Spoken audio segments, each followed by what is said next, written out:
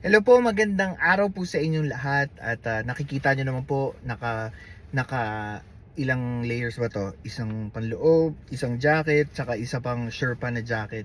Right now po, I'm in Nebraska at ang weather po is around 8 degrees. Kaya pagpasensyahan nyo na kung ba't ang dami kong cover right now. And I prefer po kasi when I do recording sa mga video, ay nire-record ko po siya sa sasakyan. Yan. Mas kasi meron pong iPhone holder yung sasakyan ko. So I prefer that kaysa hawakan ko yung phone. So, yun po, before anything else, uulit-ulitin ko pong sabihin sa inyo, if you're not yet a member of our family, don't forget to share, like, and subscribe sa ating YouTube channel. At para po sa mga nakakamiss sa mga balita, sa mga pangyayari this past few days, wag po kayong mag-alala dahil itong channel na to, I'll make sure na hindi nyo na kailangan manood ng news. Kailangan nyo na lang po stay tuned sa mga pag-uusapan natin for our future videos. So ngayon pag-uusapan po natin yung mga updates po about sa warrant of arrest. Pag-uusapan natin yung opinion po ng Bureau of Immigration, yung press conference po ni Pangulong Marcos, recent press conference na ginawa niya, yung press conference po ng DILG with regards to this warrant of arrest, at isa pa po yung interview din po ni DILG Secretary John Vic Remulla about po sa mga pangyayari about kay Saldico. At pag-uusapan din natin a snippet of issues about Harry Roque at yung statement din po ng Vice Mayor ng Bansud Oriental Mindoro na kung saan po yun po yung siya po ang owner ng apartment po na kung saan po nahuli po si Engineer Abagon, na isa po siyang DPWH engineer, city engineer po if I'm not mistaken, or officer engineer ng DPWH na nadadawit po sa flood control project. At pag-uusapan din po natin yung part 4 na video ni Saldico. So stay tuned. Kung may popcorn kayo, prepare it at marami tayong pag-uusapan. Alright. Pag-usapan po muna natin, mag-start muna tayo, no? Dito po sa recent na press conference po dated November 24 ni Pangulong Bongbong Marcos po, at nilahad niya po dito yung pinakabago pong transparency website ng DPWH para po makita po natin ang lahat ng mga proyekto magmula sa procurement, pati ang status ng mga proyekto na kung saan po under the auspice of DPWH. So, nagpaliwanag po si Pangulong Marcos dito. Sabi niya po dito, para daw po masolusyonan ang problema po na kinaharap at nakita po nila na malaki po ang issue ng transparency na kinaharap ng ahensya. Para po maiwasan ito at para transparent na rin po, gumawa po, headed by the President, gumawa sila ng transparency portal ng DPWH. And if I were you guys, I personally advise you to try and check the website, kasi marami po kayong makikita doon na mga bagay na sa isang ordinaryong mamamayan, we don't even care about it. Pero dahil sa nangyaring flood control project, at kung nanonood ka ng video ko, you know for a fact that this is important para at least aware at alam mo yung nangyayari sa lugar mo. Kung nasa probinsya ka nakikinig, may pamilya ka taga-probinsya, or ikaw mismo na kung saan ka man nakatira sa Pilipinas, makikita mo yung mga previous, present, and future projects ng DPWH doon. So, nakita din ni Pangulong Marcos, kasi nga walang transparency, ngayon gumawa sila ng DPWH Transparency Portal, kung saan dito makikita natin mga information ng mga proyekto under DPWH. Makikita natin if the project is tapos na, or ito by ghost project, or may mga issue. Pwede po kung tingnan niyo yung website na yun, pwede kayong check ng mga options based on what you think. Kung may nakita kayong proyekto ng DPWH malapit sa inyo, tas may issue kayo, pwede rin po kayo mag-report online. Pinapakita din po dito yung procurement ng mga proyekto ng gobyerno under DPWH, kung ano po yung mga binibili nilang mga kagamitan, sino po yung mga contractor. Dito po natin makikita, at yung mga proceedings din po.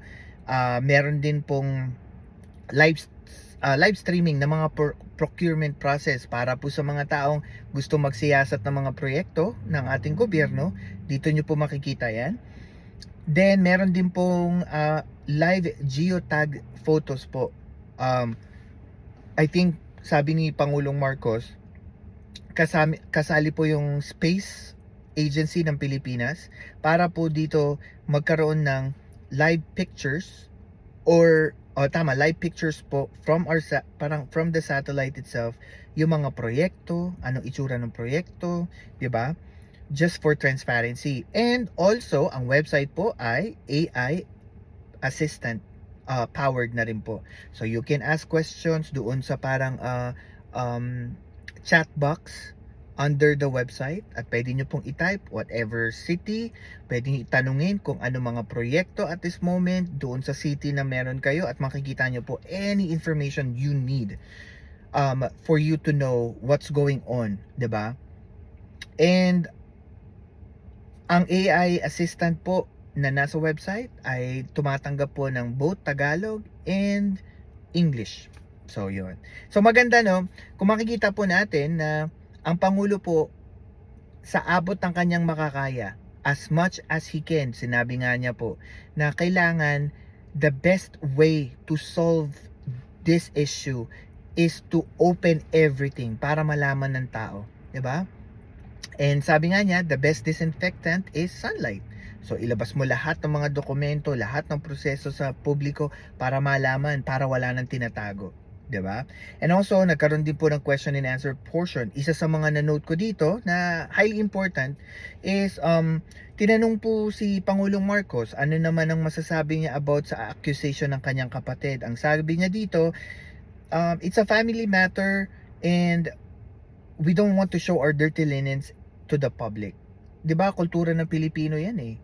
Kahit ano nang sabihin mo na kaaway mo, matindi mong kaaway ang kadugo mo, 'di ba, kapatid mo, pero minsan hindi mo pwedeng itapon ang basura ng pamilya mo sa publiko, kasi pag ginawa mo 'yon, you're attacking the core principle ng culture ng Pilipino, which is family based. So kaya nga 'di ba marami ang naawa kay Pangulo after nung speech, kasi nakita na kaya mong isaalang-alang yung political ambitions mo, yung political career mo para sa pamilya mo. 'Di ba? And sabi niya din dito na they are already concerned, family, relatives, friends, about po sa tinatakbo ni Senator Amy Marcos as of this moment. Maaring may connection yun dahil sa political leaning ni Senator Amy, pero also unfair din kasi na kadugo mo, kakalabanin mo, and knowing na presidente yung kadugo mong pinag-uusapan natin, na maglilin towards ka sa other politics hanggang to a point na you go further, natirahin mo yung kapatid mo to the public in a personal way. So I think that it's way over na pwedeng gawin ng isang senador, and sa tingin ko it's a political suicide sa part niya. And sinabi rin po ni Pangulo na they don't talk anymore political and personal. Alam niyo po, sa akin pagkakatingin ko dito, matindi po yung sagot ni Pangulo doon, kasi parang deliberately sinasabi niya na walang halaga sa kanya yung sinasabi ng kapatid niya. Yes, magkadugo sila, pero as far as I analyze it, parang sinasabi ni Pangulo na she cut ties to me. And yung paratang niyang ganun, it's way over yung threshold na pwede niya sigurong patawarin yung kapatid niya. And I think yun yung kung makikita natin, kapag may kaaway ka, kung minsan maganda nga kapag may kaaway ka, meron kang kabatuhan eh. 'Di ba yung parang may sinasabi ka, may sasabihin siya pabalik sa'yo. Pero kapag ang kaaway mo tahimik, dun ka matakot. Kasi ang mga sabi nga nila, mga taong tahimik, pag nakanti mo yan, pag nagalit sa yan, they will only say few words. Pero matindi ang banat, matindi ang sakit nun pagka narinig mo sila magsalita. Tinanong din po siya about doon sa part 4 na video po ni Saldicon. Sabi niya dito, tanong niya lagi tinatanong sa mga tao is, what is the quality of statement? Fake news na naman. In-advise niya si Saldi na bakit hindi daw siya umuwi sa Pilipinas. Bakit ka lagi nagtatago? At kung may akusasyon man sa kanya, sabi niya to na nasa Pilipinas naman siya, hindi naman niya tatakbuhan lahat ng akusasyon sa kanya as, President Bongbong Marcos. And I guess idadagdag ko na lang to mamaya pag nag-react tayo dun sa part 4 video ni Saldico. Pero I wanted to give you like a small piece ng opinion ko dito. I think ako personally dumating na po sa punto na parang napapagod na akong pakinggan si Saldico. Kasi anong bago, 'di ba? Everything is accusation. Wala naman po tayong napapatunayan. Yes, may video na naman, baka may dokumento na naman, pero who would consider everything that he's saying is true? 'Di ba? Hindi naman niya pinasumpaan 'yon, hindi naman niya in-under oath ika nga yung kanyang mga statements. So how would you even know? Ba't ka maniniwala sa hearsay? 'Di ba? Para sa akin lang and this is my opinion, yung mga sinasabi ni Saldico as of this moment na hindi siya nagpapakita at hindi siya umuwi ng Pilipinas, para sa akin, lahat yon ay hearsay. Walang basihan, hindi totoo, kasi walang makakapagpatunay eh. 'Di ba? Yes, siguro in a court of public opinion, especially sa mga tao na against Pangulong Marcos, yes, pinagpepiestahan nila yung mga sinasabi ni Saldi Marcos. Tinitingnan nila na those are biblical truth. Walang mali sa sinabi ni Saldi ko. Tama lahat ng sinasabi niya. Pero ang malaki kasing bitaw ng mga sabi na nating anti sa statement ni Saldi ko is more of kung kaya niyang sabihin yon at maniniwala ang tao. So ibig sabihin ba kapag ako nagsabi naman ako ng isang bagay na wala naman akong proof kay VP Sara Duterte, paniniwalaan na lang ba ng tao na wala man lang pruweba? Kasi pwede ako magsabi may pruweba, pero how would you know? 'Di ba? There's no basis. So, 'yon. And mula doon kay Pangulong Marcos, pupunta naman po tayo sa recent na DILG press conference na ginanap noong November 23 na sinamahan po ng sekretaryo ng DPWH, DOJ, NBI at PNP.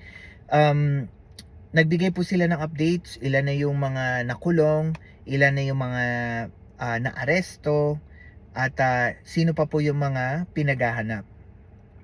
Yung karamihan po ng mga nakasuhan na po, karamihan doon ay yung iba po ay nagpunta na po sa mga embahada po ng Pilipinas sa iba't ibang country na kung saan po namamalagi ang mga taong nasasangkot sa issue ng flood control project.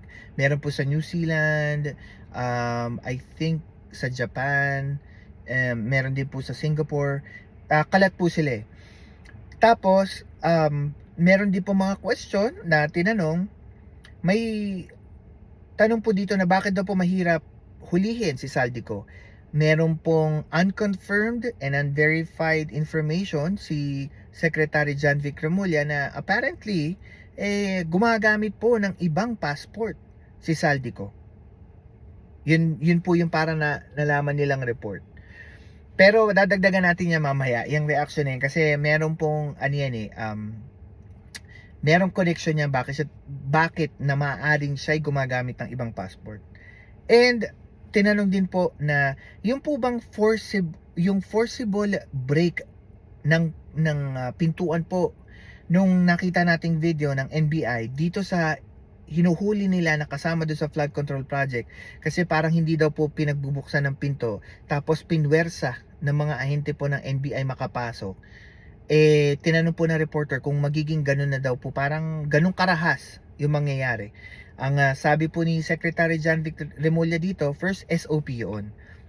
Basta may arrest warrant, may karapatan na ang mga arresting officer, kapag hindi, pag alam nila na naandun ka or may karapatan silang hanapin ka, eh under their SOP, may paraan sila to forcibly get inside or force entry, ika nga, para doon sa vicinity na yun. And I think yung mga nasasangkot talaga sa flood control project, I would say lahat sila. Hindi lang si Saldico, lumiliit na talaga mundo nila. Especially pag may kaso na, 'di ba? Meron ng mga blue notice tsaka red notice. Pero we will go further later on. Okay. Sunod, punta tayo dito sa interview ni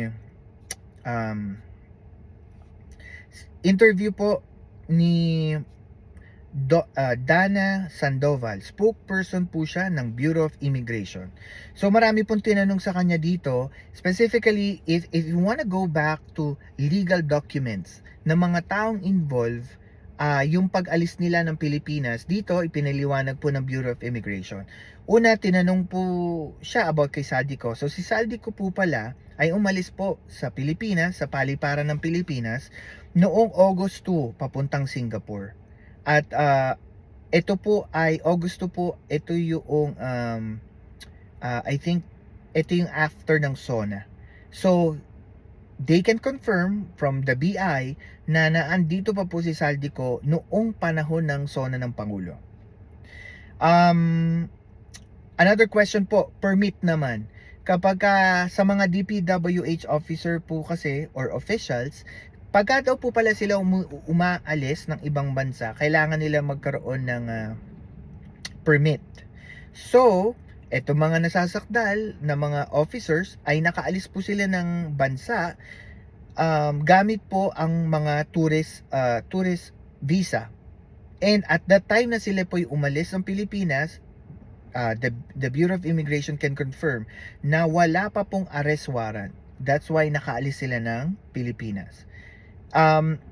Yung DPWH official naman na nakaalis before na nakasuhan, meron daw pong naibigay sa kanila mga travel authority to leave the country, dahil po nung umalis sila, same thing, hindi pa po bumababa yung warrant against them.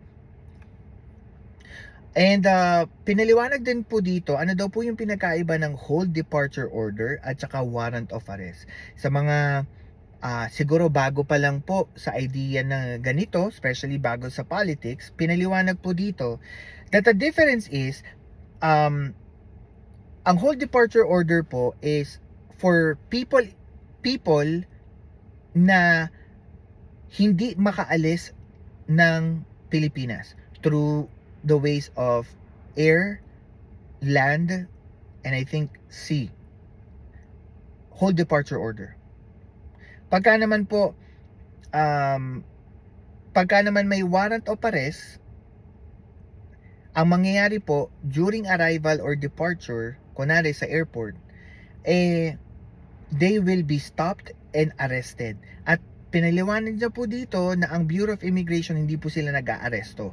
So ang aaresto ay ang mga PNP officers po dito sa paliparan, kung malaman po nila na yung mga taong involved dito sa flood control project ay mamataan po sa ating paliparan, airport. At pinapaliwanag din po dito that the Bureau of Immigration po is only a information gathering agency. Ibig sabihin, kung inatasan po sila na magbigay ng impormasyon o dokumento na ang mga taong involved na ay nakaalis po ng bansa at kailan at mga information, may kakayanan po sila to give those information po. Especially yung mga airport at mga seaport. Pero yung mga backdoors, alam naman po natin yung mga backdoors, 'di ba? Yung sa mga dagat, yung iba yung mga kakayanan na makakuha ng mga malalaking barko, or I really don't know how it works. Pero ang sabi, pagka backdoors po, sabi ng BI, ano na daw po yan, local government units na daw po may hawak noon. And also, pinaliwanag din dito na ang proseso po pala ng warrant po, ng warrant na inilalabas ng korte is, pagka nailabas ang korte yan, itong mga diplomats at mga police, magko-communicate po sila, kasama na din ng Interpol, para magkaroon ng mga hakbang para po maaring ma-prevent o mahuli yung mga taong involved na merong arrest warrant. Kaya po sinasabi nila that importante na magkaroon talaga ng arrest warrant for them legally to process yung kanilang trabaho. And then pupunta rin tayo sa interview kay Secretary John Vic Remulla ng DILG. As far as I think date is November 23. Ito po yung interview niya. 8 na po yung na-capture based doon sa mga may warrant of arrest. 7 po yung at large. Specifically infamous Saldico, 'di ba? And also, meron din tayong update. Yung isa po sa mga nahuli, si Engineer Dennis Abagon ng DPWH Mimaropa. Naaresto po siya sa isang apartment po dito sa Quezon City na kung saan po ay pagmamay-ari po ng Vice Mayor po ng Bunsod, Mindoro Occidental. Right now, under investigation po at this moment, November 2023, under investigation pa po kung merong legal contract o wala between the owner, which is that Vice Mayor, and that engineer na nasasangkot dito sa issue na to. Kasi daw po, kung wala daw po, macha-charge po yung may-ari ng obstruction of justice and harboring a fugitive. Kay Saldico naman po, ang balita po ni Secretary John Vic Remulla is that, sabi niya, he often fly private or commercial. Kaya mahirap din pong matrack din si Saldico. And yun nga, sabi nga kanina, he might be using a different visa and passport. And alam po natin, meron pong mga golden visa. Ang alam ko po kasi sa golden visa or passport, I think visa, dito po kasi sa States, may specific threshold ng amount of money na mabibili mo yung golden visa. I think Trump card ang tawag nila dito sa States. It's Trump card na magbibigay ka ng 5 or 6 billion dollars, tapos gagamitin mo yung money na yon.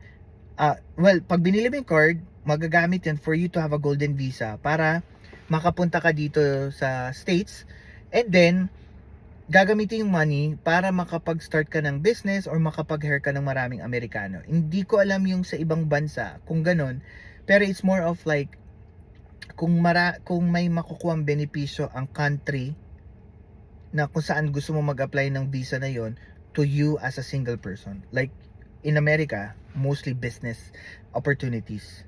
So, ayun, and then so far, ang na-track po ni Secretary John Vic Remulla about sa mga flight o napuntahan na po ni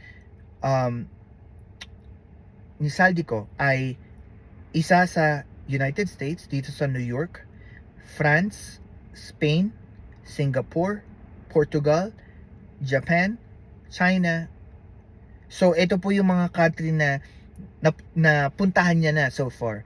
And alam niyo naman po that China is one of the countries na hindi po member ng Interpol. So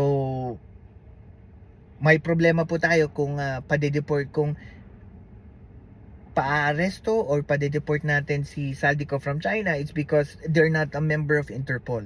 Yun ang sabi po ni Secretary John Vic Remulla.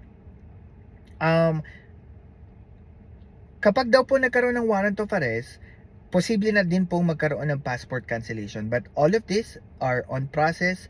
So hindi niya po masasabi pa, dahil ito naman ay depende na po sa korte kung gaano kabilis nila aaksyonan yung passport cancellation. Pero as we said, mas maganda pa rin po at least may warrant of arrest na. Kasi pagka meron ng warrant, everything starts from there. And then, pinaliwanag niya po dito din na yung red notice po ng Interpol.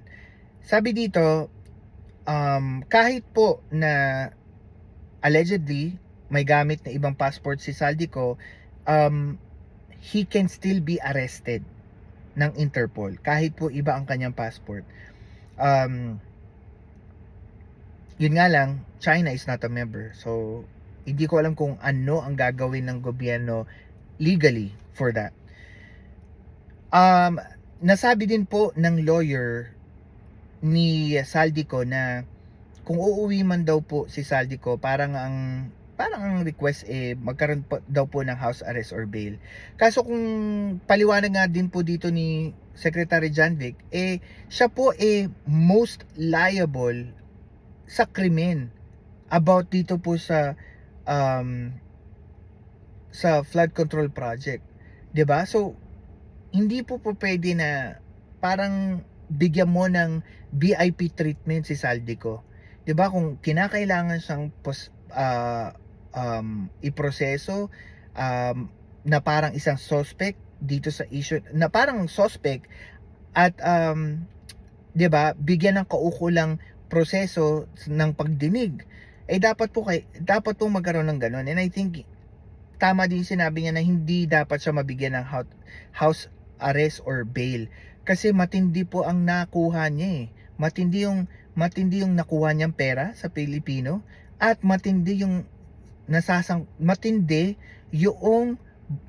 kaso na siya po ay nasasangkot. So sabi ni Secretary dito, it's not possible. Bakit daw po mabagal ang proseso ng gobyerno at laging small fish lang po yung nakukuha ng gobyerno dito sa issue na to? Sabi niya po, magantay lang tayo. Darating daw po yung panahon na yung mga big fish makakasuhan at maaaresto. Alam niyo, sa totoo lang, ito yung sa buong proseso po na ito yung inaantay-antay ko talaga. Kung sino po sa mga big fish, sabihin na po natin, kongresista at senador ang mabibigyan ng warrant of arrest at makakasuhan.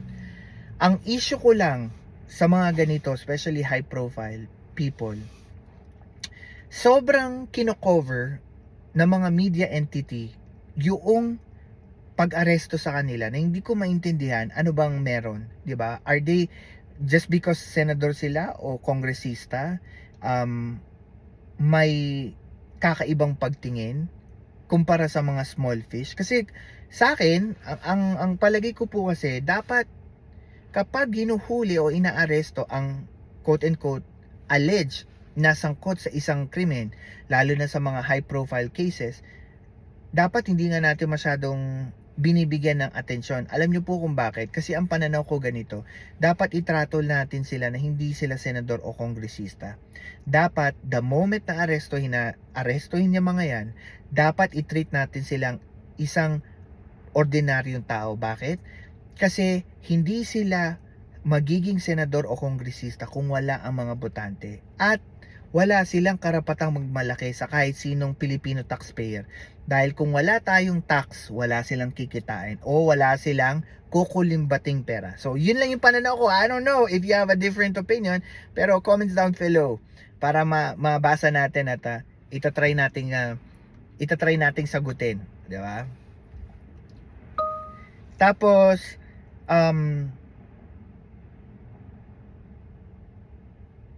tinanong din po dito, pwede daw po bang mag-apply si Saldico ng political asylum? Sabi po dito ni Secretary John Vic Remulla na hindi po pwede kasi hindi naman siya na-arraign in a political case. Na-arraign siya as in a criminal prosecution. So it won't work that way. Kay Harry Roque naman po na paliwanag niya po dito, hindi niya rin po kayang request for political asylum kasi po hindi po siya na-arraign in a political case. Na-arraign po siya in a human trafficking case, which is a criminal case. Ito po yung sa panahon po ng Pogo. And ang balita po ni Secretary Janvic dito, nag-apply po si Harry Roque ng asylum pero na-deny. And at the moment, itinatry pong i-apila. So tinanong siya pa, pwede bang maaresto si Harry Roque? Technically, sabi niya, pwede. Kasi application lang naman yun eh. Hindi naman yun nag-grant na meron siyang asylum, 'di ba, sa Netherlands. And as far as today, November 25, neto pong nire-record ko tong video, ang balita po ay naaresto siya. Kaso naglabas din siya ng video na hindi po daw siya naaresto at meron siyang flight from Netherlands to Austria. And also, pag-usapan din natin yung interview naman po, yung naalala nyo kanina si Engineer Dennis Abago ng Mimaropa, DPWH. 'Di ba nahuli po siya? At nahuli siya sa apartment na pagmamay-ari po ni Vice Mayor Alma Moreno ng Bansud, Oriental, Mindoro. Tapos pinaliwanag po dito ni Vice Mayor na ano yung opinion niya sa nangyari. Sabi niya po dito, yes, siya yung owner ng apartment kung saan siya nahuli, pero hindi sila magkaibigan. Ang kilala niya lang po dito is yung parang, sabihin na natin, middleman nung engineer, which is ang pangalan niya po ay Joel Briones. Sabi niya po na last year, 2024, nagsimulang maging tenant si Engineer Abagon. And ang paliwanag daw po, dahil daw po yung nanay ni engineer ay nasa ospital, so they need to be closer sa ospital. At kinlaro niya po na siya daw po yung may dahilan kung bakit po nalaman ng NBI na naandun po si Engineer Abagon. Siya po yung nagtip. At first daw po, wala siyang alam na kasama po si Engineer Abagon dito sa mga kinasuhan. Nalaman lang daw po niya nung nagpapacheck siya ng dokumento sa NBI at chinek niya yung information ni engineer at doon niya nalaman at doon na nagsimula yung tip. At kaya sabi niya dito wala siyang kinalaman. Yun nga lang, syempre, tulad nga sabi ni Secretary Janvic Remulla, we still need to investigate kung may legal contract. Pero kung ang legal contract is somewhat hindi direct doon sa kay engineer, I think maaring hindi ma-involve si Vice Mayor dito at hindi siya makasuhan. That's what I feel. Kasi hindi niya naman alam at hindi niya naman kilala yung engineer. So far, as to her interview. Pero hindi natin masusure yun unless ma-investigate si Vice Mayor. Ano po ang pinakaiba ng blue notice ng Interpol at saka red notice ng Interpol? Pinaliwanag dito na kapag blue notice, ibig sabihin pinapaalam po sa mga member state at ng Interpol na meron pong watch list at minamanmanan po at hinahanap yung mga impormasyon kung nasaan po, kumbaga tinitiktakan yung mga taong involved sa isang kaso mula sa isang bansa. And then kapag ka naman po red notice, ito naman po yung inaaresto na. Meron ng karampatang kapangyarihan yung bansa kung saan po nakatira yung nasasakdal o yung kasama sa kaso na pwede siyang maaresto, knowing that the country na pupuntahan member ng Interpol. Kasi magiging komplikado yun, like China, kung nandun sila sa China, hindi naman member ng Interpol yon. So it's parang discretion na ng country ko anong gagawin nila. Okay, ngayon pupunta naman po tayo dito sa video, part 4 video ni Saldico. At pag-uusapan lang natin yung mga nasabi niya dito, and I took notes of it para hindi nyo na po panoorin yung video and mag-stick na lang tayo dito. Pag-usapan natin first, sabi niya po dito na napakalaki daw po ng banta sa buhay niya kaya hindi siya makauwi. Papalabasin daw po na terorista siya ng gobyerno ni Pangulong Marcos para daw po mailibing siya at ang katotohanan.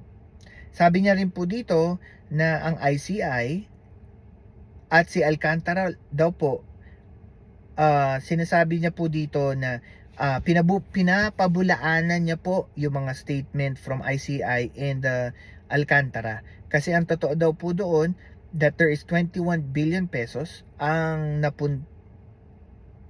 okay.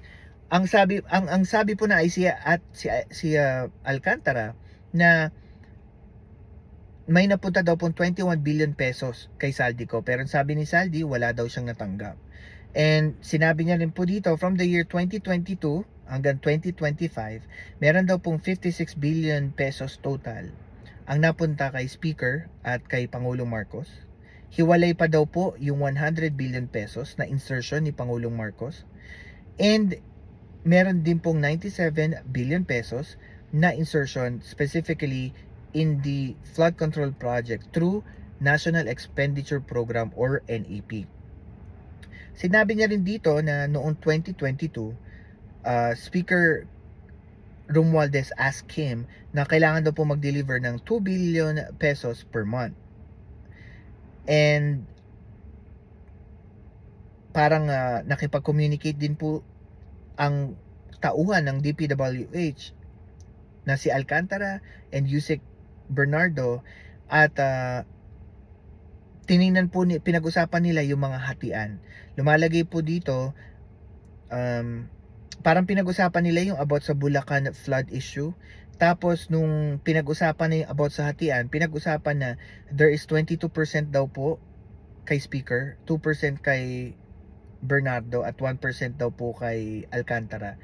Tapos ang proseso daw po ng communication sa mga tauhan ni Alcantara at Bernardo, yung mga tauhan po nila ang nag-uusap for them to receive the money. Tapos yung tauhan ni Bernardo at ng Speaker, sila naman po yung nagdi-deliver ng mga luggages para i-deliver daw po kay Speaker tsaka kay President Marcos.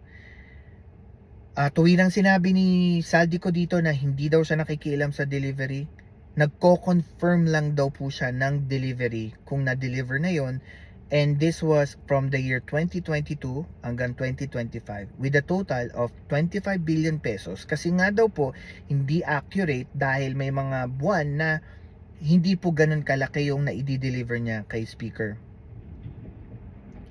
At sinabi daw po, di umano, ng Speaker kay Saldico na hati daw po sila ni PBBM pag dito daw po sa mga pera na ito na di-deliver. Sinabi niya rin po noong November 2024 si Speaker kasama si Yusek Jojo Cadiz noong panahon ng September to November 1 billion daw po ang hinihingi na pera ni Pangulong Marcos. At para daw po ito ma-deliver, parang ni-request po ni Pangulong Marcos kay Yusek Jojo Cadiz na mag-ingat at make sure na i-deliver ito sa isang drop off point. Ito po ay sa South Forbes Park. If I'm not mistaken, ang address ay number 30 Tamarind Street, South Forbes Park. At yun daw po ay ginamit na drop point, parang official drop point para daw po ma-deliver yung pera to the President. Noong December 5, 2024 daw, merong 800 million pesos ang na-accept ni Yusek Jojo Cadiz at may total pong 1 billion pesos ang inihatid doon sa Speaker. So yun yung mga sinasabi niya mga information na para po sa akin, yes, marami siyang detalye at sinabi niya na yung mga ebidensya ilalabas na daw. Para sa akin, everything he say is nothing burger. Ibig sabihin, walang saysay, walang halaga, walang bigat, walang effect para sa akin. As siguro sabihin na natin outsider, isang botante po, hindi naman po tayo lawyer. Masasabi ko walang bigat kasi kumbaga sa isang marites lang. Kasi wala naman nakakapag-prove kung totoo yung sinasabi niya at anong dokumento at kung talagang matapang siya at totoo yung sinasabi niya, bakit hindi siya umuwi at say everything under oath. So yun yung parang issue ko pa rin sa kanya. Sana hindi totoo ito kasi syempre nai-involve ang presidente na alam naman natin that from the very start a lot of people voted for him. Sabihin na natin he's not perfect, there's a lot of things na nakukulangan ako personally sa ginagawa niya dito sa investigasyon na to, pero I hope hindi siya sangkot sa issue na to at naniniwala ako na kayang sagutin ng Pangulo lahat yon. Yun lang naman ang akin. Siguro may iba kayong opinion, you can comment down below and I'll try to answer those, 'di ba? Ano pa ba ang ating naiwanan? I think yun lang. Yun lang yung gusto ko i-share sa inyo ngayon. Ako po, lagi ko sinasabi ito sa lahat. Ano man pong partido, ano man pong grupo kayo nasasali, o ano man po ang pananaw ninyo sa politika o kahit anumang issue po. Lagi nyo pong tatandaan na hindi ho masamang magtanong, magsaliksik ng mga information. Hindi lang po na makikinig kayo sa amin, mga vlogger, o sa mga nakikita ninyo sa media. Kasi po alam natin kung minsan nakakalimutan natin yung totoo laban sa ingay, 'di ba? Kung minsan kung ano yung mas maingay, wala naman pong basehan or opinion lang 'yon pero wala namang basehan. So lagi ko sinasabi na maging mapagmatyag at wag po tayo agad-agad maniniwala sa mga naririnig natin. Mas maganda pa rin po na you yourself, you research what's going on, 'di ba? At sa huli po, tatandaan nyo po na ako ay supporter po ni Isko nung eleksyon. Ako rin po ay isa po sa mga, sabihin na nating anti-Marcos nung eleksyon. Pero right now, dahil po siya ay ang ating naihalal na Pangulo, para po sa akin, mas gugustuhin ko pong mag-succeed siya matapos yung termino niya. Kasi po yung ikapapanalo niya bilang presidente ng Pilipinas, ang magbebenepisyo po doon ay Pilipino. Ako personally, pagod na po ako sa makailang beses na atake sa kanya, rally sa kanya, nila Duterte, na mga DDS. Pagod ako hindi dahil kumikiling ako kay Marcos, hindi Sabi ko nga, Isko ako Kung magkakaroon lang po ng eleksyon ngayon, boboto ko po si Isko. Ganun ako ka-diehard fan ni Isko. And I would say that kung ang rason lang ng mga anti-Marcos pababain siya, right now, pababain natin si Pangulo Marcos, ang gusto ko po itanong, sinong ipapalit? Kung ang sagot nila ay ipapalit po si VP Sara, ano pong garantiya ninyo na mga supporter po ni VP Sara, mga DDS, na ako bilang outsider, bilang botante, na yung kinakaharap po ni Pangulong Marcos hindi kakaharapin ni VP Sara at masusolusyonan kaya ni VP Sara yon at yung iba pang samot-saring problema ng Pilipinas. Kasi po, we're always talking about regime change. We're always talking about yung ulo sa gobyerno na palitan. Pero hindi po natin pinag-uusapan yung institusyon, yung konstitusyon, kung saan po namamalagi itong mga tao na to. 'Di ba? Para sa akin, mas pabor ako kung ang pag-uusapan natin constitutional amendment, CONAS or CHACHA. Bakit? Kasi masyado ng, kumbaga para sa akin, napapanahon na. Marami ng mga batas na obsolete na. Marami na rin mga bagay na hindi na rin napapanahon sa batas natin ngayon. Even anti-dynasty bill, para sa akin, naniniwala pa rin ako na lahat tayo may capacity to govern. Lahat tayo may capacity to be politician, one way or another. Hindi lang ito nakapaloob sa isang pamilya, 'di ba? O sa iisang grupo, 'di ba? Kaya nga 'di ba nung na-involve si Saldico sa maanumalyang flood control project, napag-alaman na yung pamilya niya may rin pala example ng dynasty, 'di ba? Tapos yung mga kaibigan niya, tapos paano masasabi na nagre-represent sila ng marginalized group ng bansa, sila din kurakot, 'di ba? Sila din mayaman sa Bicol. So how would you tell na he represented? So maraming issue doon, pero masasabi ko that dapat magkaroon na ng mga ganung pagbabago. Pero sana hindi lang tayo mag-focus sa sino yung nakaupo ngayon Dapat mag-focus tayo sa institusyon na kailangan mabago na, 'di ba? Kailangan mabago na yung konstitusyon natin, magkaroon na ng amyenda, 'di ba? Mabago na kasi paulit-ulit eh. Puro rally. Nakailang beses ba tayong palipat-lipat ng papalit-palit ng presidente? May nabago ba? Every time nagra-rally, 'di ba? Hindi ba tayo napapagod? Puro na lang rally. Ano naman mangyari sa rally? Patalsikin na naman yung presidente, tapos upo yung vice. Pagka naman may nagawa yung vice na naging presidente, ganoon naman patatalsikin na. Hindi na natapos eh. It's all cycle. So, yun lang yung pinaka humble opinion ko doon. And as I said, kung tingin nyo po meron akong maling nasabi, you are welcome to put your comments down below and we will try to answer it. So yun lang po, kung hindi pa po kayo kasali sa ating pamilya, don't forget to share, like, and subscribe sa ating YouTube channel. At kita-kits next time. Thank you po.